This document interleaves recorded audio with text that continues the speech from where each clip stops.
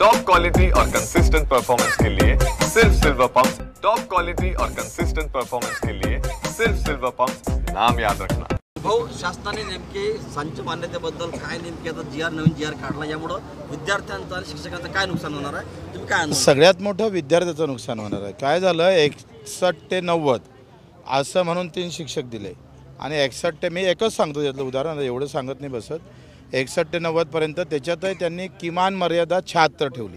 म्हणजे जर 75 जर असन तर तुम्हाला 3 शिक्षक भेटणार नाही, 2 भेटन। आता 70-75 विद्यार्थी आले, जर 2 शिक्षक दिले तर शाळा चालन का?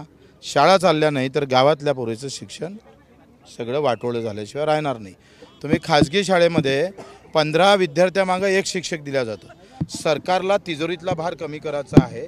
माझा सरळ आरोप आहे का हे सगळे अनुदानित शाळा बंद करून तिजोरीचा भार कमी करून इथे अदानी अंबानीच्या घशात ह्या शिक्षण क्षेत्र घालण्याचा व्यवस्थित प्लॅन आहे आणि तो आम्हाला हाणून पाडायचा आहे। पहिले जातीनुसार शिक्षण भेटत नव्हतं, आता पैसा नाही म्हणून चांगलं शिक्षण भेटत नाही, दर्जेदार शिक्षण तर देऊ शकलेच नाही। पण आपण जर पाहिलं राईट टू एज्युकेशनमध्ये काय म्हटलं आहे, राईट टू एज्युकेशन म्हटलं आहे का 1 ते 14 पर्यंत, म्हणजे 6 ते 14 पर्यंत सगळ्यांना शिक्षण हे अनिवार्य आहे। आणि तुम्ही सगळ्यांना शिक्षण अनिवार्य म्हणता आणि 1 विद्यार्थी नसला तर शिक्षक कमी करताय, तर राईट टू एज्युकेशनच्या कायद्याचं उल्लंघन सरकारनं या कायद्याच्या माध्यमातून केलेलं आहे। त्याचा आम्ही विरोध करू आणि हे जर तातडीनं हा शासन निर्णय मागे घेतला नाही, याच्या दुरुस्त्या जर केल्या नाही, तर पुढचं आंदोलन थेट शिक्षण मंत्र्याच्या मंत्रालयात झाल्याशिवाय राहणार नाही।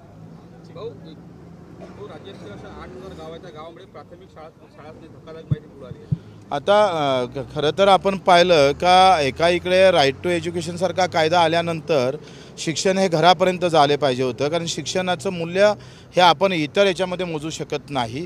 तुम्ही रस्त्यासाठी साधं जर नागपूरची आपण बुलेट ट्रेन आणली, 60,000 कोटी रुपये दिले। आता वर्षाच्या बजेटमध्ये जर आपण पाहिलं तर शिक्षणामध्ये फक्त 2,000 कोटी आहे। 60,000 कोटी 10 वर्षात फक्त 20,000 कोटी खर्च व्हायचे। तुम्ही ज्याची आवश्यकता नाही आहे तिथं खर्च करता, पण शिक्षणासाठी मात्र तुमचे हात आखुडते का घेतं?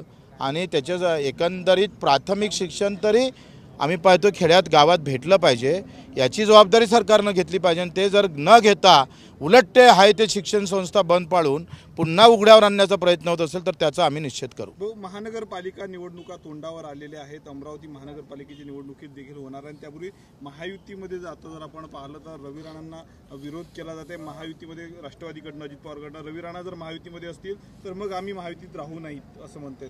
तो त्यांचा प्रश्न आहे, आपल्याला काय लेनदेन आहे? हे राहिले काय नाही राहिले काय, मोठं काय तीर मारणार आहे आणि त्या जिल्ह्याचं काही फार चांगलं होणार आहे शहरात? मला एक समजत नाही, तुमच्या बातम्या कशा असते, उद्धव साहेब आणि राजसाहेब एकत्र होणार, शरद पवारांना आता अजितदादा एकत्र होणार। एकत्र होणार म्हणजे काय? त्यांचं काय, आमचं काय भलं होणार? हे तिथं हेडलाईन टाकत जा। काय हे एकत्र झाल्यावरही कोणाचं भलं होणार नाही, त्या दोघा भावांचं होईल, नाही तर काका पुतण्याचं भलं होईल, सामान्य जनतेचं भलं काय होणार आहे?